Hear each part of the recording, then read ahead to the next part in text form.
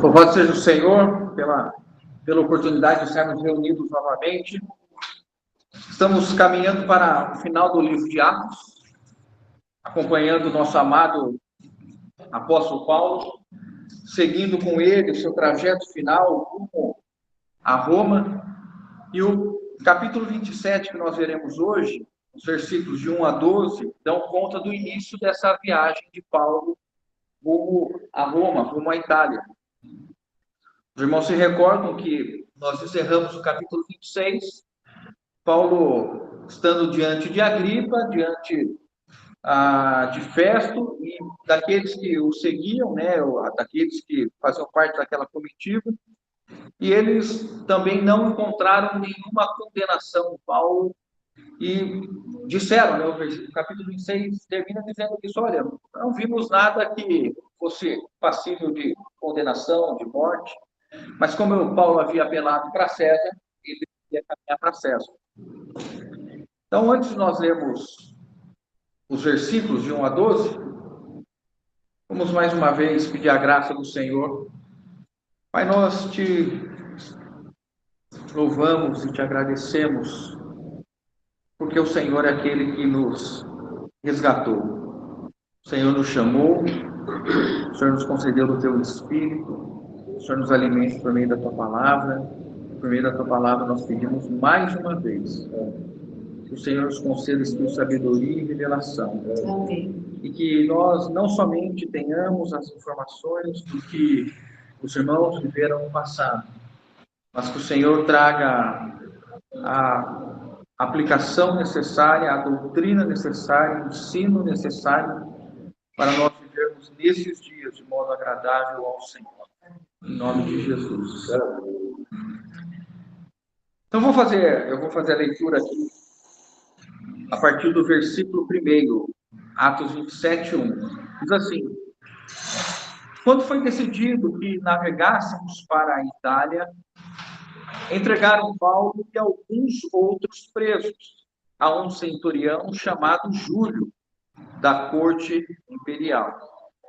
Embarcando num navio adramitino, que estava de partida para costear a Ásia, fizemos-nos ao mar, indo conosco Aristarco, macedônio de Tessalônica. No dia seguinte, chegamos a Sidom, e Júlio, tratando Paulo com humanidade, permitiu-lhe ir ver os amigos e obter assistência. Partindo dali, navegamos a solta-vento de Chipre, por serem contrários os ventos. E tendo atravessado o mar ao longo da Cilícia e Panfilha, chegamos a Mira, na Lícia. Achando ali o centurião, um navio de Alexandria, que estava de partida para a Itália, nele nos fez embarcar. Navegando vagarosamente muitos dias, e tendo chegado com dificuldade de fronte a Quínodo, não nos sendo permitido prosseguir por causa do vento contrário, navegamos a solta-vento de Creta, na altura da Salmona. Costeando-a penosamente, chegamos a um lugar chamado Bons Portos, perto do qual estava a cidade de Lacéia. Depois de muito tempo, tendo tornado-se a navegação perigosa, e já passado o tempo do jejum, admoestava-os Paulo, dizendo-lhes: senhores, vejo que a viagem vai ser trabalhosa, com dano e muito prejuízo, não só de carga do navio, mas também das nossas vidas. Mas o centurião dava mais crédito ao piloto e mestre do navio do que ao que Paulo dizia. Não sendo o porto próprio para invernar, a maioria deles era de opinião que partissem dali para ver se podiam chegar a Fenícia e aí passar o inverno, visto ser um porto de Creta, o qual olhava para o nordeste e para o sudeste. Até aqui, irmãos.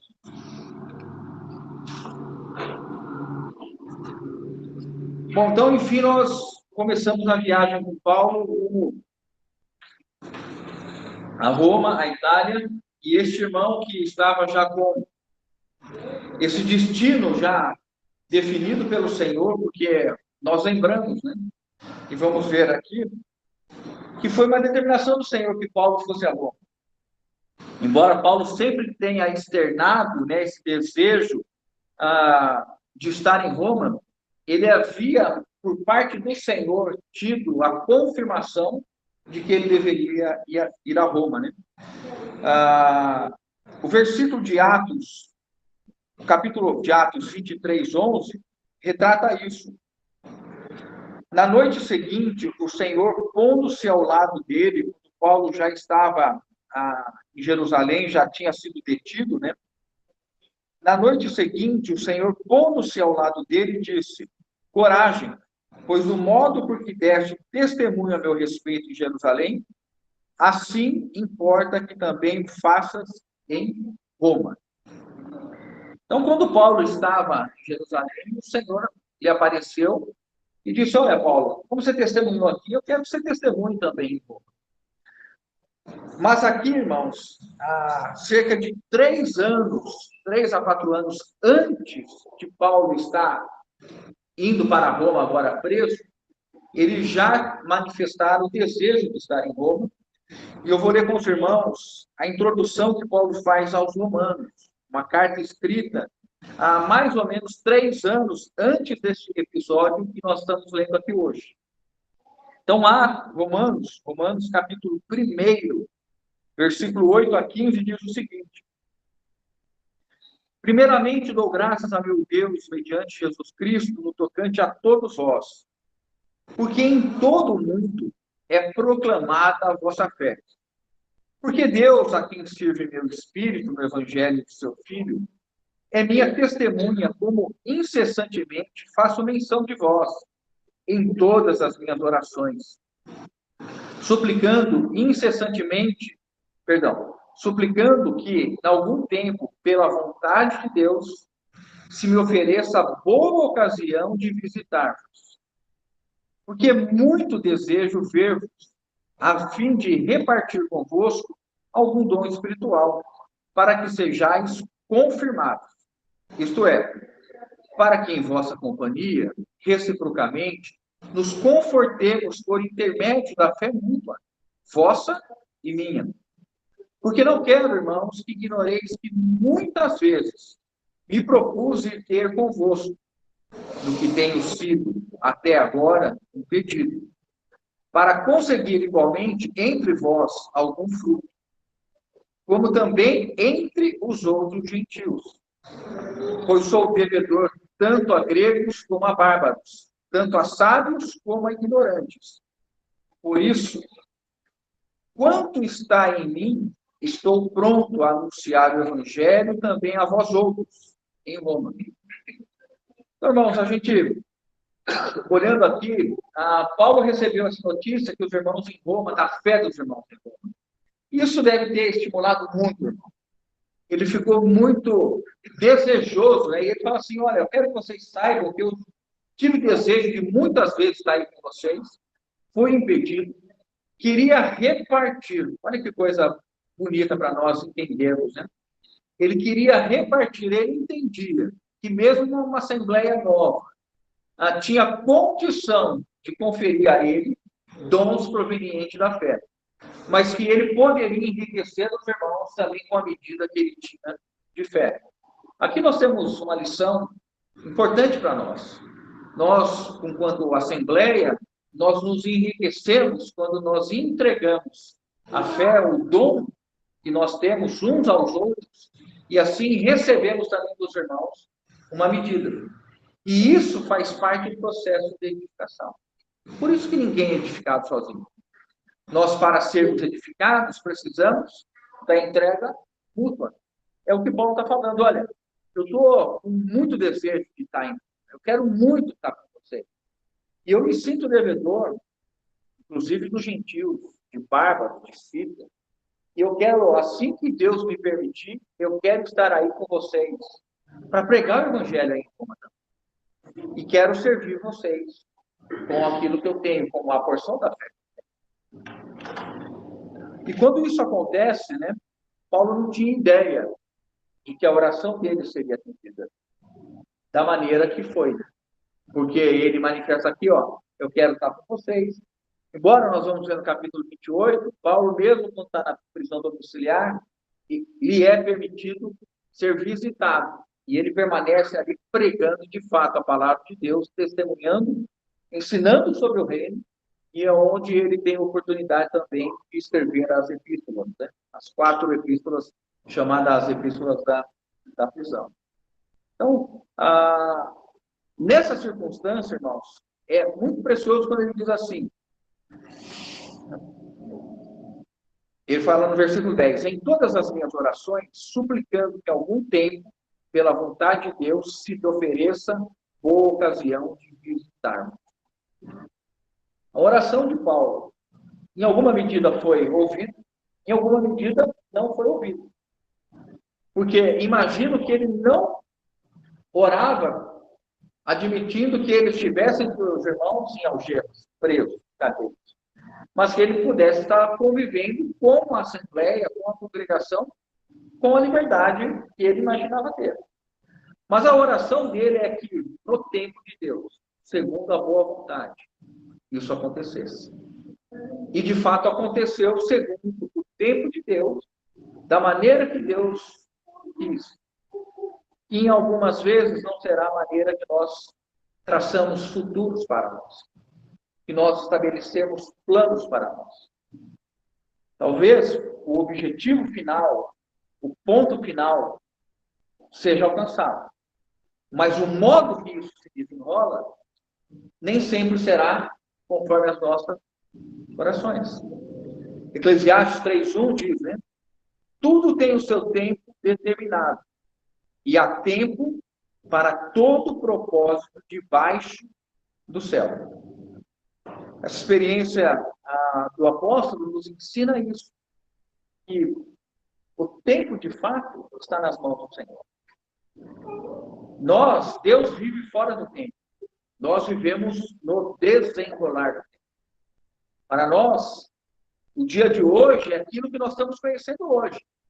Nós não sabíamos o que nós viveríamos hoje.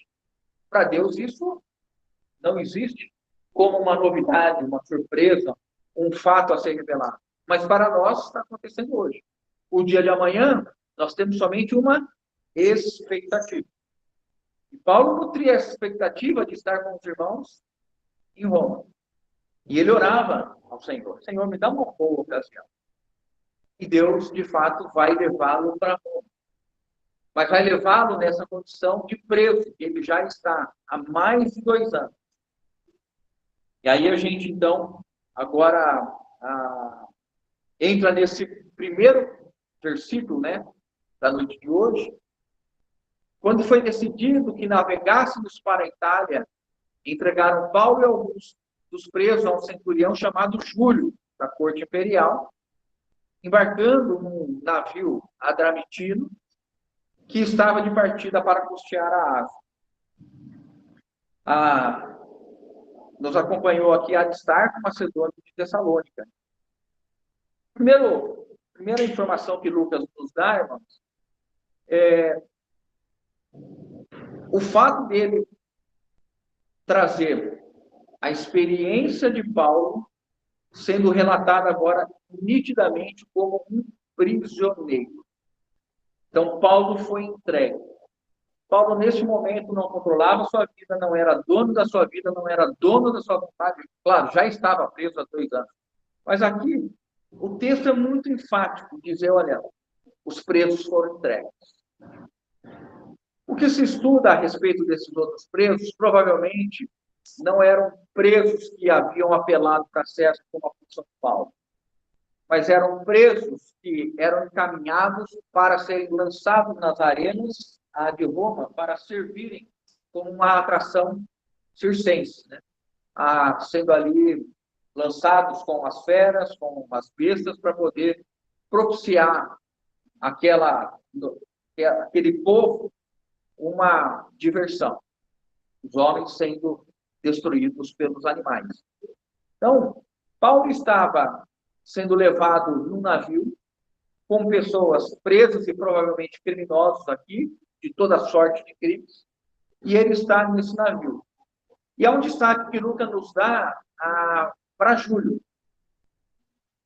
E Júlio era centurião que vai ser relatado como uma pessoa que manifestou uma bondade, uma humanidade com Paulo de uma maneira muito,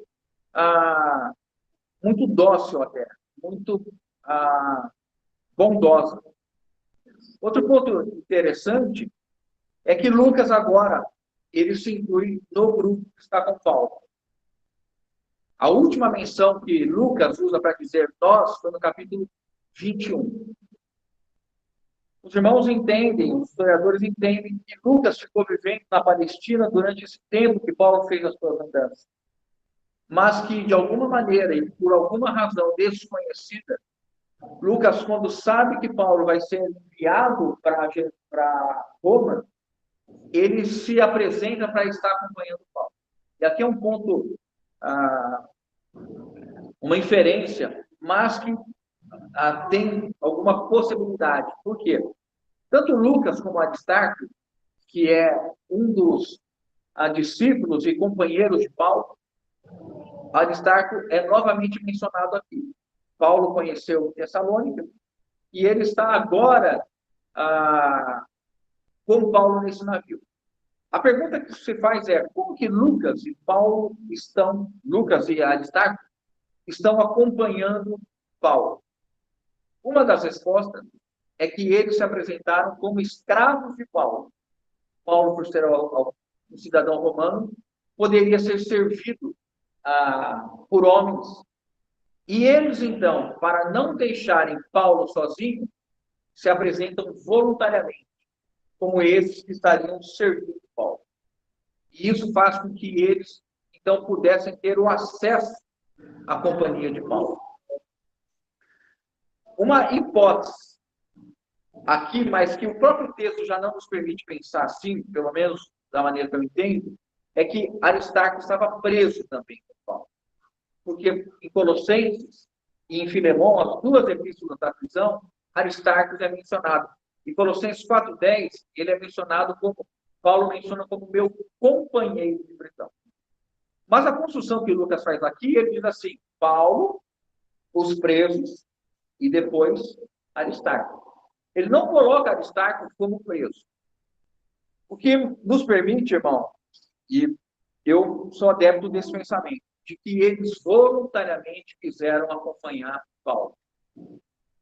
E aí, vou mencionar alguns versículos a respeito especificamente de Aristarco.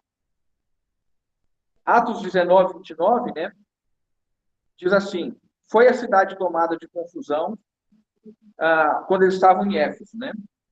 A cidade, eu falei que Paulo conheceu ele em Tessalônica, não é? Ele conheceu aqui em Éfeso, né?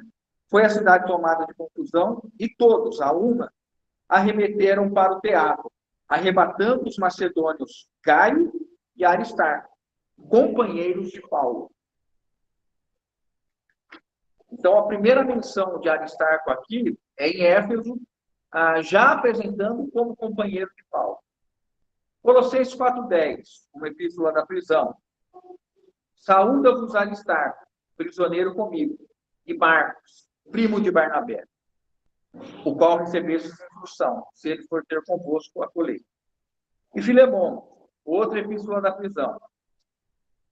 É dito assim, Marcos, Aristarco, Demas e Lucas, meus cooperadores. Então, o que nós temos aqui, irmãos? Muito provavelmente, e eu penso que é dessa maneira, Lucas e Aristarco voluntariamente quiseram acompanhar Paulo. E aí, nós vemos Paulo trazendo adjetivo a eles como companheiros e como cooperadores.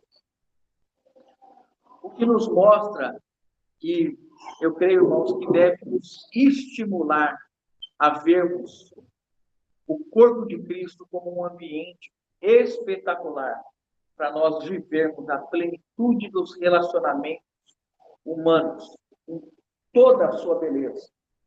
A companhia, a proximidade, a capacidade de estar com alguém vinculado pela vida de Cristo, como membro do corpo de Cristo. Esses irmãos se entendiam e se viam como membros uns dos outros, e que, de fato, o sofrimento de Paulo atingia tanto Aristarco quanto a Lucas, a ponto dos irmãos não o abandonar no momento de maior tribulação, de sofrimento da vida do apóstolo Paulo. Abrir mão da sua vida para seguir alguém que está como escravo, como preso, e não saber o que vai acontecer com você, é algo que demanda uma visão espiritual muito grande do que quando a palavra diz que quando um sofre, todos sofrem. Quando um se alegra, todos se alegram. Se nós formos inspirados a vivermos e nos enxergarmos como este trio, como esses irmãos, o quanto nós seremos capazes de nos servir e nos entregarmos uns aos outros. Veja que quando o texto nos diz que eles eram companheiros, isso diz respeito à companhia. Companheiro vem de companhia. Companhia não é possível alguém ser, no sentido literal da palavra, alguém ser companheiro sem dar a presença, sem ter a presença. Não é? Eu posso ter uma amizade com alguém, com algum irmão que mora longe, que mora em outro estado, em outro país. Mas eu, efetivamente, não sou seu companheiro no sentido da palavra, porque ele não tem a minha companhia. Então, esses irmãos assumiram ser companhia de Paulo. Eles tinham a responsabilidade de estar assistindo Paulo na sua vida como um servo do Senhor, de supri-lo, de nutri-lo, de estar junto dele. E Paulo igualmente com os irmãos. O exemplo de Paulo nós já falamos inúmeras vezes. Alguém que conseguiu falar: me gastarei e me deixarei gastar por vós. Ou seja, eu vou entregar tudo que eu tenho e permitirei que vocês me consumam totalmente, para que o meu ministério seja cumprido.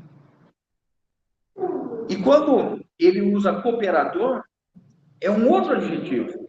Está dizendo que os irmãos assumiram a capacitar Paulo a cumprir plenamente o seu ministério. Eles estavam não servindo agora somente a pessoa de Paulo, na sua companhia, nas suas necessidades humanas, nas suas necessidades emocionais, mas assumiram também servir com Paulo, permitir que Paulo obtivesse êxito no seu serviço. Irmãos, quanto mais nós, se somos levados a olhar um exemplo tão vívido na palavra de Deus e sermos estimulados a assumirmos um estado de cooperação para que cada um dos irmãos cumpra o seu ministério. Os irmãos não têm ministério? Cada um de nós aqui não tem ministério? Tem ou não tem? Nós não temos dons? Os dons não são essas capacidades espirituais? Dons não são habilidades naturais. Deus nos capacita com habilidades naturais, mas nós recebemos os dons que são capacidades espirituais. Agora, a partir do momento que um servo de Deus, um filho de Deus, recebe um dom, o exercício desse dom é o quê? É o ministério. E nós somos chamados a cooperar uns com os outros para que os irmãos exercitem e utilizem os seus dons em ministério. Então, se nós nos comprometemos a permitir que o irmão exerça o seu ministério, nós somos cooperador desse irmão, sem hierarquia. Os irmãos entendem isso? É simplesmente reconhecer o ministério que o irmão tem, eu vou fazer o máximo para que ele exerça com sucesso e desimpedidamente o seu ministério. Eu não vou ser um obstáculo para o ministério, mas eu vou ser um facilitador, cooperador no ministério do irmão. Então, vejam, alguém que se coloca gratuitamente para acompanhar um preso, um presidiário, sem saber as condições que ele vai experimentar, nós temos aqui a plenitude de um amor fraternal. Na verdade, poderíamos falar que os irmãos experimentavam entre eles um genuíno amor ágape, um amor total de entrega. É mais ou menos o que João diz, né? João 3, 1 João 3,16. Assim como Cristo entregou a sua vida por nós, devemos entregar a nossa vida pelos irmãos. Vamos seguir para o versículo 3. No dia seguinte, chegamos a Sidom, e Júlio, tratando Paulo com humanidade, permitiu-lhe ir ver amigos e obter assistência. O navio sai de Cesareia para em Sidom. Sidom é uma das cidades mais antigas do Oriente Médio, retratada desde Sidom e Tiro, retratada desde o Antigo Testamento. Hoje ocupa, né, seria a localização geográfica ali do Líbano. Então o navio sai de Cesareia e vai para Sidom. Eu até mandei um mapa para os irmãos à tarde, né? Tem ele aqui, acho que não sei se dá para os irmãos. É a primeira saída daqui, saem de Cesareia e vão para Sidom. Os historiadores indicam que seria a viagem mais ou menos de um dia de navio que eles pegaram. Aí o que nós temos? Quando eles chegaram, normalmente o navio passava por um processo de embarque, desembarque, de carga e descarga, e isso levava alguns dias. E Paulo lhe foi concedido que Paulo saísse para encontrar com irmãos. Na verdade, Lucas usa o termo amigos e obter assistência. Uma das perguntas é: quem eram esses amigos? Evidentemente, irmãos, eram cristãos, porque muito provavelmente, ou dificilmente, Paulo havia tido relacionamento pessoal, mas haveria, então, uma comunidade cristã, e Paulo, então, vai estar com esses irmãos, para receber o refrigério, para poder estar com eles. E Paulo aqui é relatado, ou já é retratado por Lucas, mostrando alguém que já gozava de uma condição única. Porque os prisioneiros que estavam destinados a ir a Roma em condição diferente de Paulo, não poderiam sair do barco, não saíam do navio. Mas Paulo, por ser cidadão romano, e Júlio, porque possivelmente conhecia Paulo de Cesareia, porque fazia parte da corte, e sabia quem era Paulo, e sabia que os romanos não haviam visto mal algum de Paulo, que ele estava indo por uma questão da lei judaica, então ele tratava Paulo com muita humanidade. Deveria ser até mesmo um admirador de Paulo, inferência, mas via Paulo como um homem respeitoso e que poderia gozar de uma liberdade, entre aspas.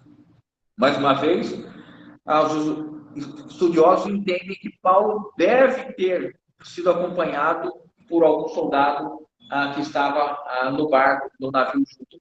Ele não ficou plenamente livre em Sidom, mas estava sendo vigiado ou acompanhado por alguém, mas pôde se socorrer com a igreja. Mais uma vez, irmãos, o Espírito Santo nos mostra que nós devemos estar sempre atentos às necessidades dos irmãos que sofrem no corpo de Cristo. E não somente nos fecharmos em atender às necessidades dos santos que congregam conosco, mas até mesmo aqueles que vêm de modo itinerante, de passagem, e hoje em dia nós sabemos e somos avisados, informados de irmãos que sofrem em todas as regiões do planeta.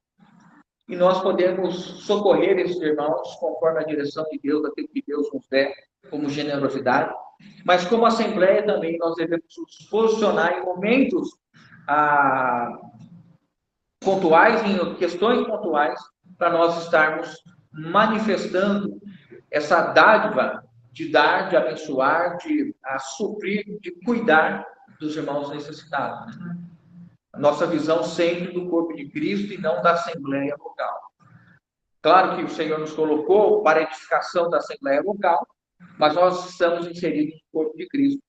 E qualquer membro do corpo de Cristo que sofre, o corpo sofre com ele. Pelo menos essa deve ser a atitude que nós devemos ter. Versículo 4. Partindo dali, agora nós entramos numa linguagem que Lucas começa a utilizar termos de navegação ou algo muito próximo a isso. E é interessante, irmãos, que quando os céticos, quando aqueles que não colocam confiança na palavra de Deus, veem um relato desse com mais de 2000 anos, e algumas questões importantes nesse sentido, de que quando foram estudar para ver a veracidade de Lucas, o relato de Lucas, nós já falamos disso aqui algumas vezes, o livro de Atos é considerado um valor histórico reconhecido até mesmo por ateus. Tamanha precisão e a historicidade dos relatos. E este relato específico da viagem de navio, do naufrágio, com tanta riqueza de detalhes, os historiadores acreditam que este deva ser o relato de navegação mais preciso que se tem desde a antiguidade. Tamanha a riqueza de detalhes que Lucas proporciona para nós. E por que isso? Porque Lucas estava no barco. Não foi somente de ouvir alguém falar. Ele menciona a direção, menciona a rota do barco, menciona as dificuldades que eles enfrentaram, porque ele estava vivenciando aquilo. Então, nós temos aqui, eles saem agora, irmãos, saem de Sidom e vão em direção a Chipre. E o relato é que eles começam a ser, o navio começa a ser fustigado, né, por um vento contrário. E eles são forçados a tomar uma rota, passando pela parte de cima da ilha de Chipre, quando deveria, se tivesse com uma rota normal, fazer um percurso, uma rota diferente. Mas como o vento, ou os ventos daquela região já estavam fortes, e aqui é um dado histórico muito interessante, nós estamos falando aqui deste evento do ano 59. Há um consenso muito grande dos irmãos que este relato da viagem de Paulo se dá no ano 59. Mais precisamente, no segundo semestre, entre agosto, Paulo saiu da viagem, embarcou de Cesareia rumo a Roma, mais ou menos em agosto ou setembro de 59, tendo chegado em Roma aproximadamente em fevereiro ou março de 60. Então, essa viagem levou aproximadamente 8 meses. E nós vamos acompanhar nesses 2 capítulos 8 meses, sendo que 3 meses eles ficam em Malta depois do naufrágio. Então, nós temos algo em torno de 5 meses de mar, de navegação, e 3 meses, aproximadamente, em terra firme. Partindo dali, navegamos sobre a proteção de Chipre, é uma linguagem marítima para dizer que eles procuraram navegar próximo à costa da ilha, para que a própria ilha servisse de barreira para o vento, permitindo que eles tivessem um deslocamento mais seguro possível. Na época, pela condição precária da navegação, era comum eles procurarem navegar o mais próximo possível da costa. Evitavam o mar aberto pela precariedade das próprias embarcações, ausência de instrumentos, como navegar? Utilizando os recursos do sol, das estrelas. Então, para isso, se o tempo fechasse, desligar o GPS. Se ficasse 3 dias, como é o relato aqui, fechou o tempo, não abre, você não vê sol, não vê lua, e a chuva, a tempestade, pega o barco, e você não tem recurso, como você vai saber a profundidade exata? Se você vai pegar uma barreira de coral, se você vai pegar um banco de areia. Hoje tem as cartas náuticas, os instrumentos sonar, sonar, sabe a profundidade da vala que você está passando. Irmãos, aqui, né, sem recurso algum. E aí essa preocupação Lucas começa a relatar. E tendo atravessado o mar ao longo da Cilícia e da Panfilha, né, chegamos a Mirna, na Cilícia. Então, eles saem de Sidom, vão subindo, passam por Chipre, e chegam nessa cidade que é chamada de Mirna, na Cilícia. O versículo 6 ao 8 diz assim: achando ali o centurião, um navio de Alexandria, que estava de partida para a Itália, ele nos fez embarcar. Navegando vagarosamente muitos dias e tendo chegado com dificuldade de fronte a Cnido, não nos sendo permitido prosseguir por causa do vento contrário, navegamos sob a proteção de Creta, na altura de Salmona. Costeando-a, penosamente chegamos a um lugar chamado Bons Portos, perto do qual estava a cidade de Lacéia. Então, novamente, os irmãos quiserem olhar aqui, eles saem de Sidom, chegam aqui no continente, nessa cidade de Mirra, e agora eles vão descer para Creta, tá? Por que eles fazem isso? Porque, novamente, eles estão sofrendo com os ventos daquela região. Essa região, os marinheiros dizem o seguinte: por conta da mudança de estação, de agosto, setembro até novembro, os ventos já se intensificam muito. E em novembro, é uma linguagem que eles usam, o mar fica fechado. Não é para se navegar nessa época. Eles já estão dentro desses meses que os ventos já estavam fortes. E agora começam, então, a ter uma dificuldade, porque o navio que eles estão já é um navio diferente. É um cargueiro. Roma se abastecia de cereais e a rota principal era Alexandria, no Egito, e os navios levavam cereais para Roma. Este era um navio cargueiro que estava levando cereais. Tanto é que quando nós formos ver a questão do naufrágio, vai dizer que eles começaram a jogar o trigo no mar. Então, Júlio, querendo chegar em Roma, né, quando ele sai de Cesareia, ele estava no navio costeiro, não era um navio que iria direto para a Itália.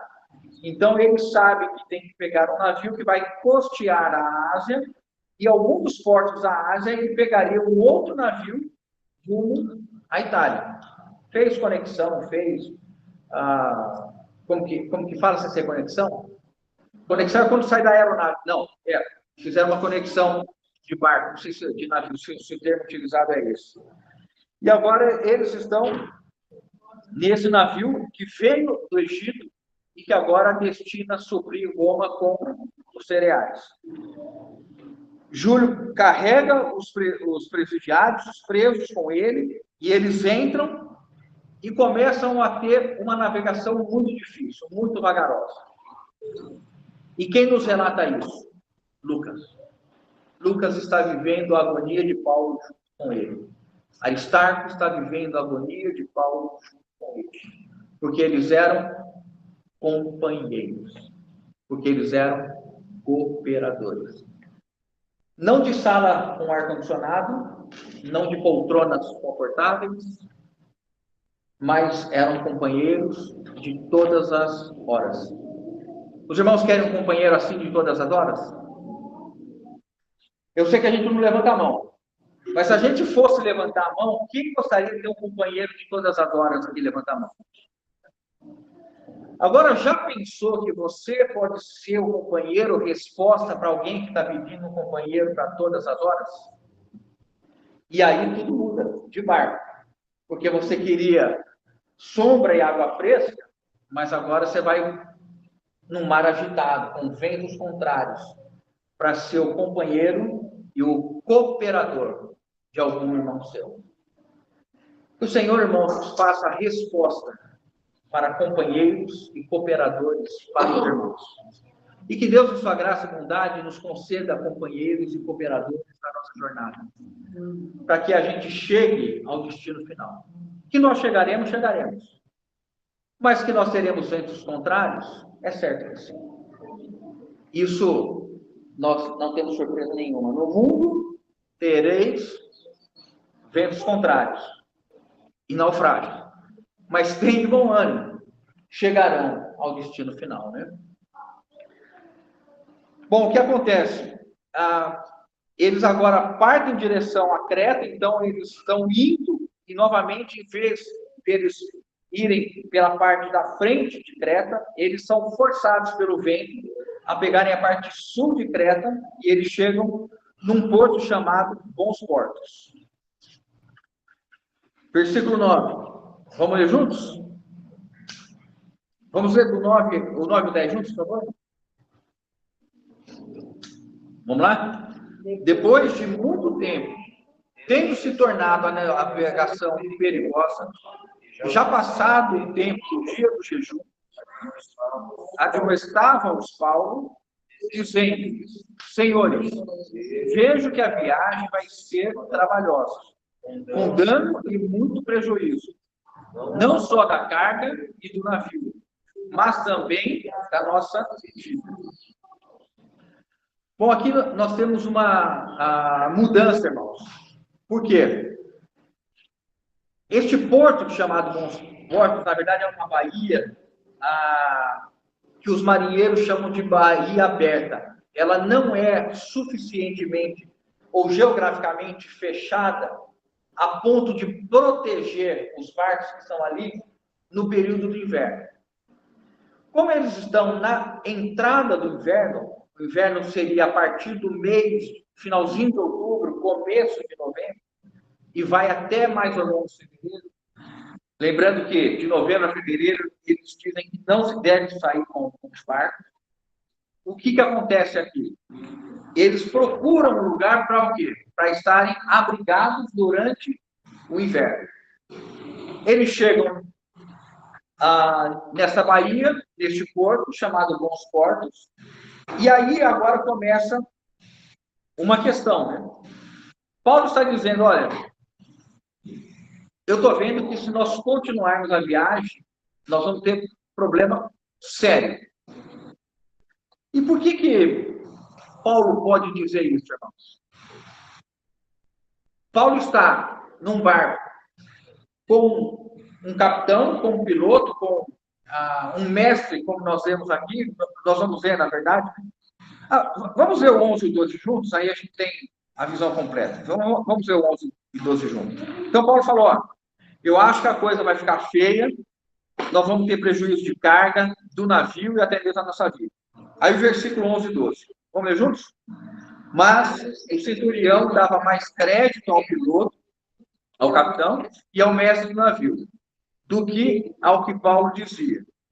Não sendo o porto próprio para invernar, a maioria deles era de opinião que partissem dali para ver se podiam chegar em Fenícia e aí passar o inverno, visto ser um porto de Creta, o qual olhava para o nordeste e para o sudeste. Então, o que aconteceu? Chegaram ali e concluíram, olha, o tempo está se agravando e nós não temos mais condição de ir para a Itália. Nós vamos ter que passar o inverno aqui. Qual era dessa sugestão? Vamos passar aqui, em Bons Portos. Aí há uma divergência. Tanto o piloto do barco, quanto o mestre, como eles usam esse termo mestre do navio, significa o dono do navio, porque os navios eram particulares. Não era um navio romano. Roma contratava esses navios para fazerem essa linha de abastecimento, mas eram navios particulares. O dono do navio, como um bom proprietário, está junto com a sua propriedade. Contrata o capitão, e aí o centurião diz assim, bom, e agora?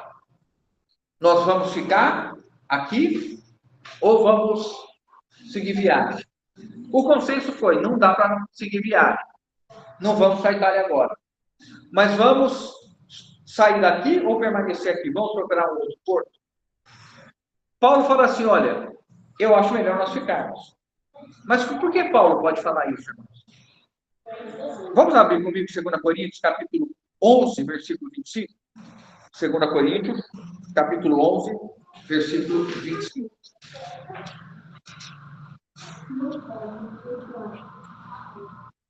Capítulo 2 Coríntios 11, 25. Só esse versículo tá bom. Vamos juntos? Fui 3 vezes fustigado com varas. Uma vez apedrejado. Em naufrágio, 3 vezes. Uma noite e um dia passei na voragem do mar. Paulo escreveu essa segunda carta quando ele estava na Macedônia. Estava terminando a terceira viagem. Aqui ele já está indo para Roma. Então, até esse momento, a vida marítima de Paulo colecionava 3 naufrágios. Pensa numa pessoa que conhece o que é afundar um navio. Paulo tinha experiência, irmãos, de mar, embora não fosse um profissional. Mas ele, por tudo aquilo que ele viveu e essas viagens missionárias dele, ele esteve muito neste mar. E fazendo rotas dessa aqui, talvez em sentidos contrários, mas já estiveram aqui.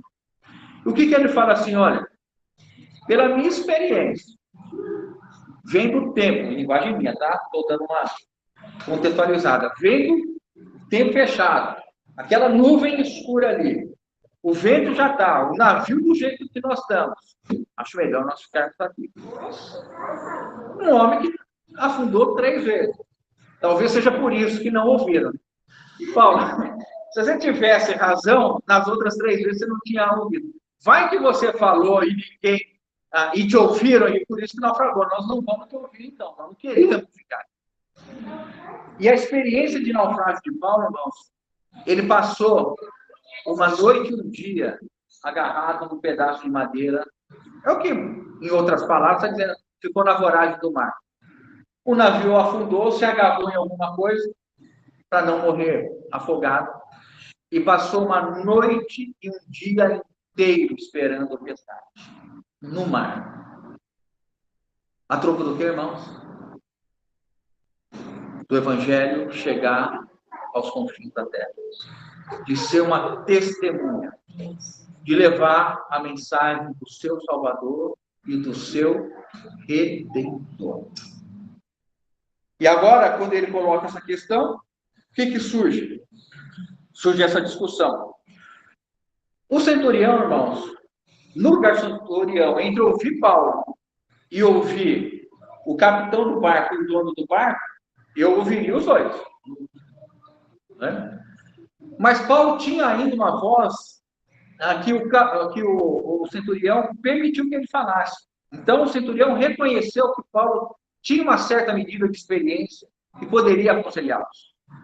Mas aí, o próprio Lucas diz assim, mas a maioria deles era de opinião que partíssemos dali e para que pudéssemos chegar em Fenícia. Fenícia era na própria ilha de Creta, um outro porto um pouco mais à frente, a 60 quilômetros dali, para que eles entendiam que seria melhor abrigado para que eles pudessem passar o inverno. Qual era o medo deles? Em portos abertos, os ventos destruírem, mesmo ancorado, os navios que estavam ali. Então, eles procuravam enseadas, baías bem fechadas, em que os ventos e as correntezas não pudessem danificar os barcos durante o inverno. Então, eles falaram, vamos para Fenícia. Nós vamos continuar na semana que vem, a partir da semana que vem, o que acontece. Mesmo nessa curta distância, eles são surpreendidos por um tufão e aí a história se desenrola. Irmãos, o que eu queria considerar com os irmãos a partir de agora? os sofrimentos do apóstolo Paulo. Nós não estamos, claro que, talvez, no final do capítulo 27 ou 28, isso ressalte ainda mais os nossos olhos. Mas creio que, neste momento, pela vida do apóstolo Paulo, que ele já experimentou, e a maneira que ele passou a conviver com os sofrimentos. Vou ler dois textos de Paulo, duas porções de texto de Paulo, na carta aos Filipenses. E por quê? Porque Paulo já está preso. Paulo já chegou em Roma, já está preso. Então, Paulo agora já tinha o quarto naufrágio. Né? E agora ele vai... E nós vamos ver o testemunho de um homem que viveu o que Paulo viveu. Então, Efésios, capítulo 4... Eu falei... Não, Filipenses 4, de 10 a 13.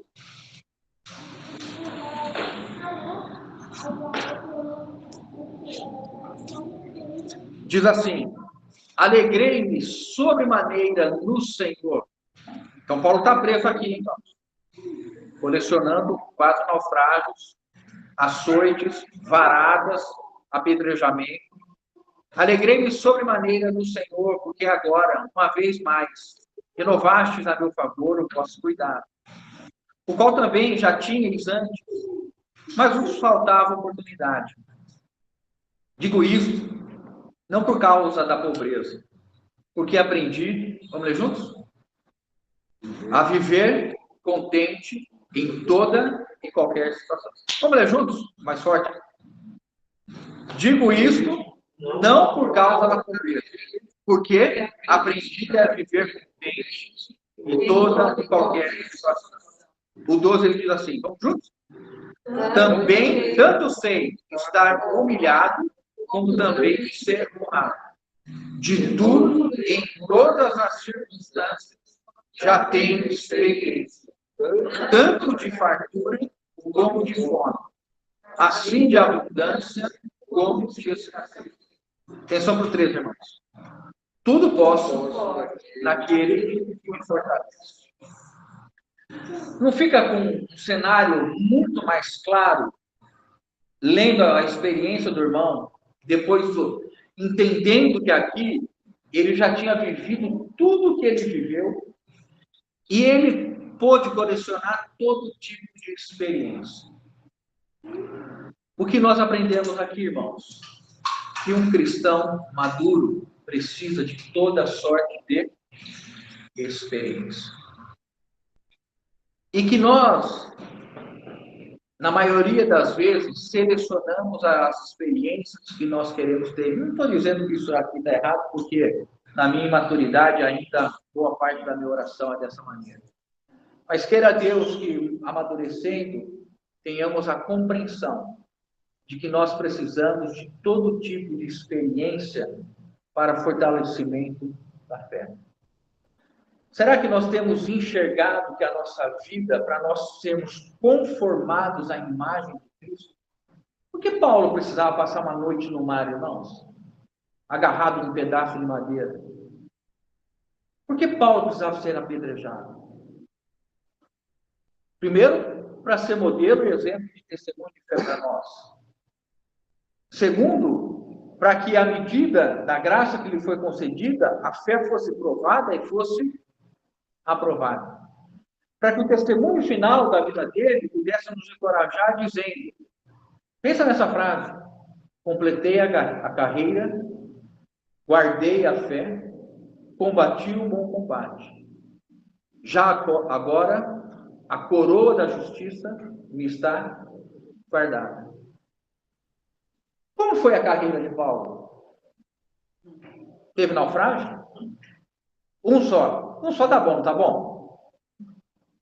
2, será que Paulo... Eu imagino, no lugar de Paulo, um dia Paulo vai contar para nós, aí eu vou perguntar: ô Paulo, no segundo naufrágio, você questionou o Senhor? Ah, Senhor, já passei por um naufrágio, agora o segundo, precisa do segundo. Quando chegou o terceiro, e o quarto, irmãos?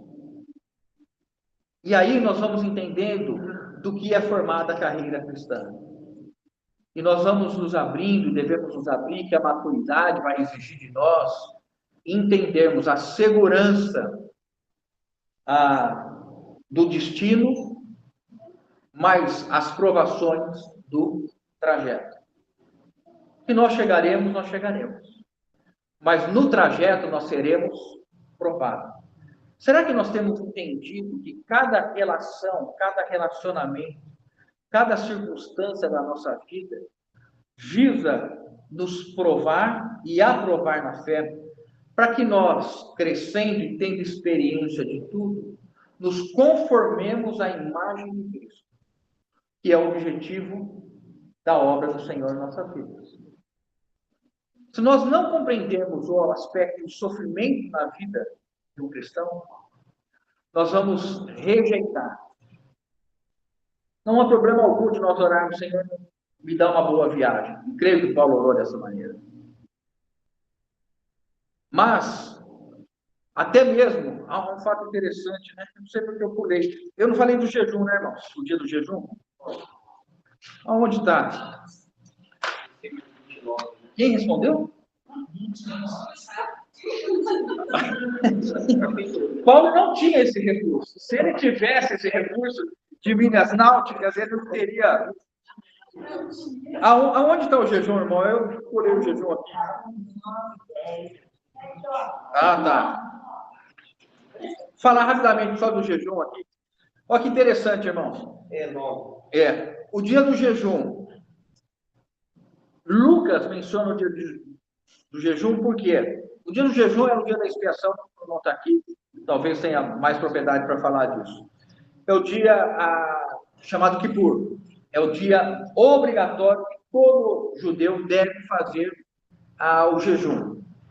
O texto de Levítico 16, 29, ele fala, é o dia em que a alma deve ser contristada, amargurada, afligida. Acho que nas nossas versões aqui, a revista atualizada é afligida. Era o dia do jejum. Que época do ano isso se dá?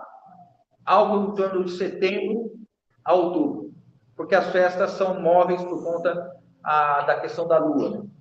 Então, as festas judaicas, elas não têm uma precisão de dia, assim, o segundo dia, ou dia, sei lá, tal. Elas vão se movendo conforme a cada ano o movimento lunar. Mas esse dia da expiação, o dia do jejum, era o dia que todo judeu obrigatoriamente deveria estar de jejum. Aqui os irmãos comentam, Paulo teria, juntamente com os judeus presentes, com os irmãos, cumprido o jejum no barco, ou enquanto eles estavam aguardando se iriam ou não embarcar? Ou Lucas traz essa informação porque ele sabia que parte da sua assembleia e da sua assembleia não, dos seus leitores entenderiam que ele estava fazendo uma referência aqui, olha, nós já tínhamos passado setembro e outubro. O tempo já era o tempo quase de início do inverno. Nós já não deveríamos mais estar em águas navegantes. E por conta disso aqui, irmãos, até uma precisão histórica. Os irmãos dizem que este ano de expiação, os eruditos colocam que foi no dia 5 de outubro de 59.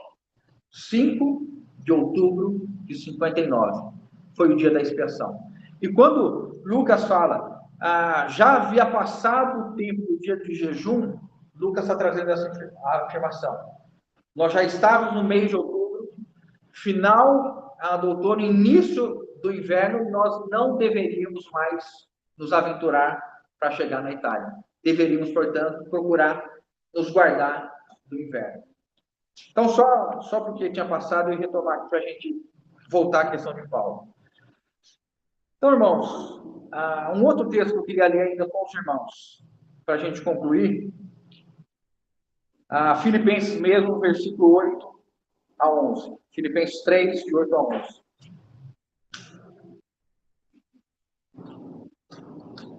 Filipenses 3, de 8 a 11. Vamos ler juntos?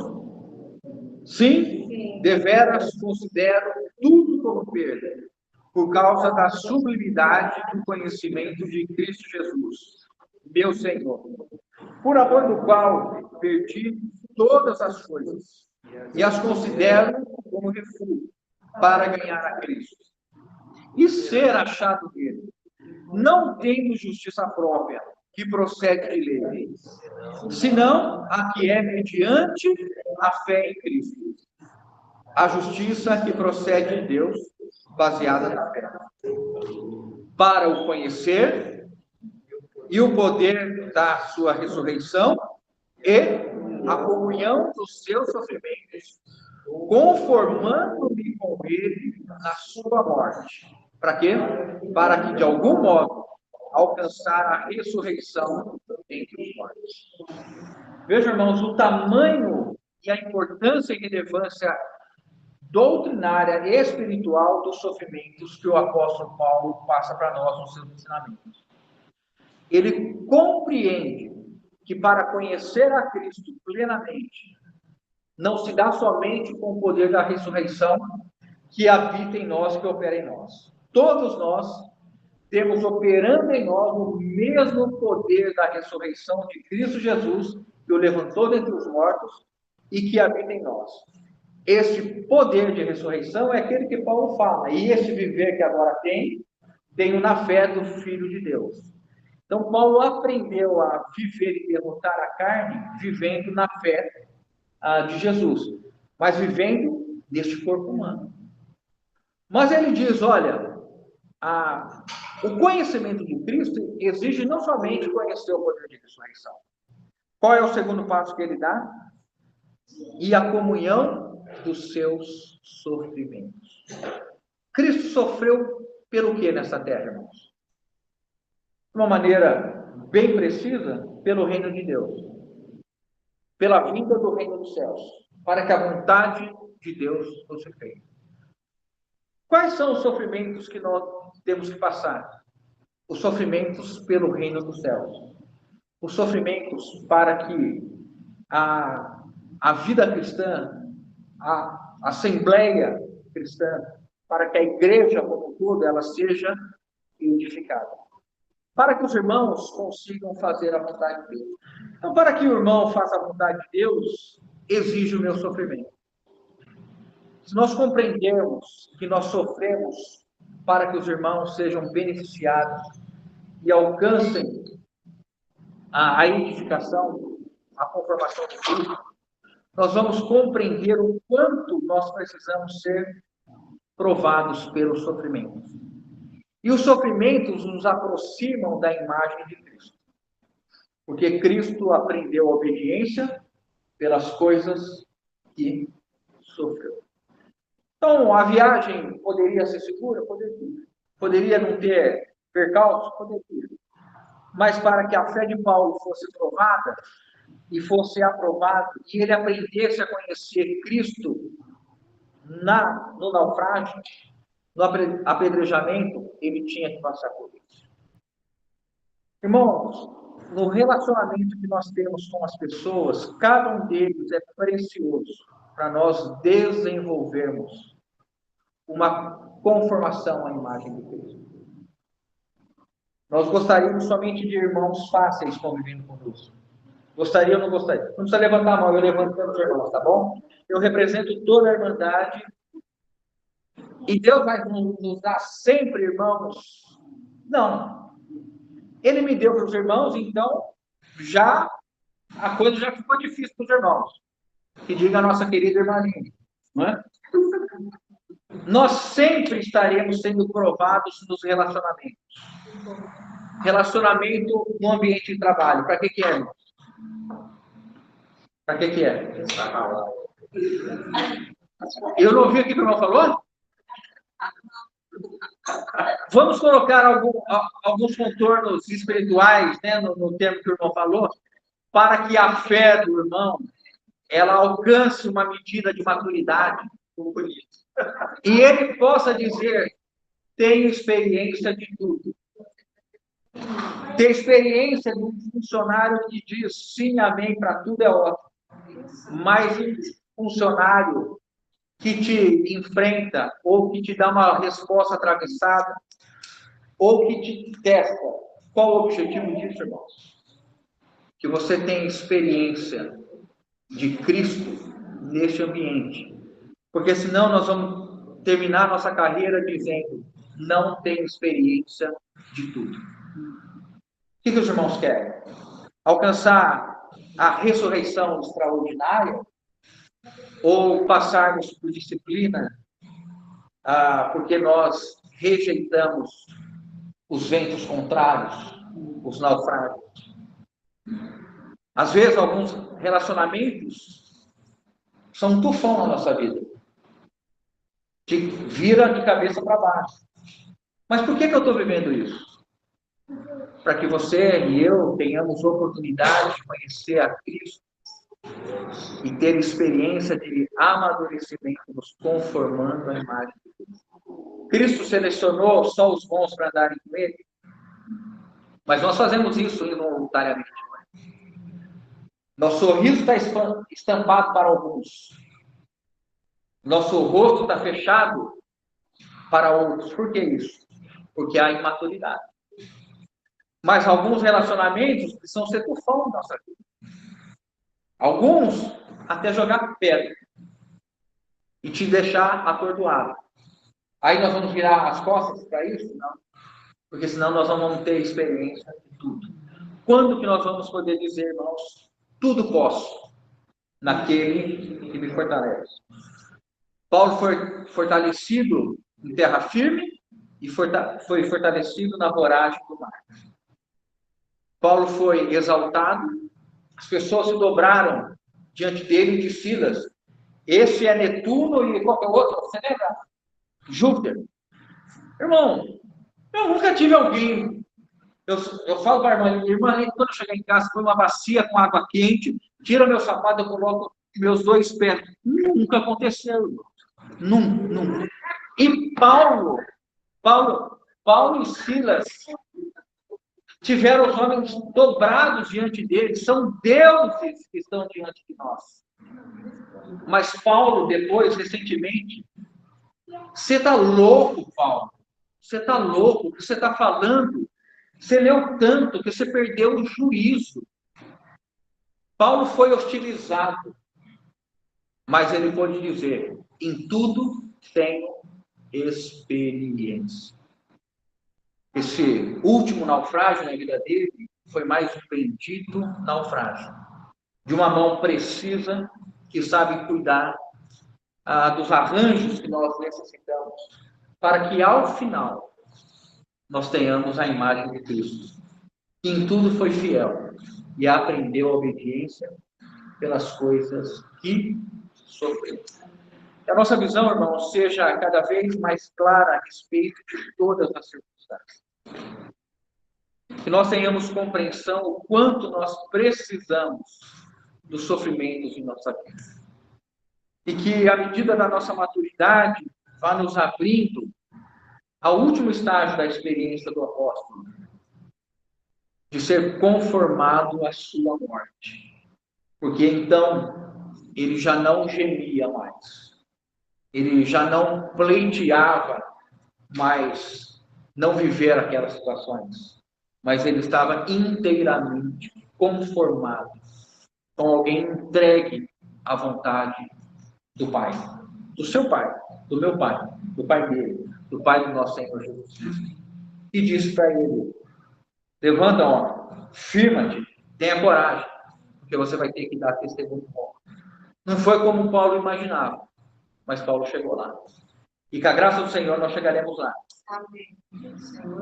E nós desejamos e almejamos sermos esses que alcancem, se o Senhor não nos tomar na sua vinda e nós sermos arrebatados, que nós experimentemos esta mesma ressurreição que o apóstolo imaginava, né? Essa ressurreição primeira, essa ressurreição de uma retribuição valorosa. Que isso seja algo, porque nós conhecemos o Senhor nas experiências. Que cada relacionamento seja de exaltação, seja de humilhação, de abundância, de escassez. Cada circunstância tem um peso valoroso na nossa conformidade à imagem de Cristo, né? Louvado seja o Senhor.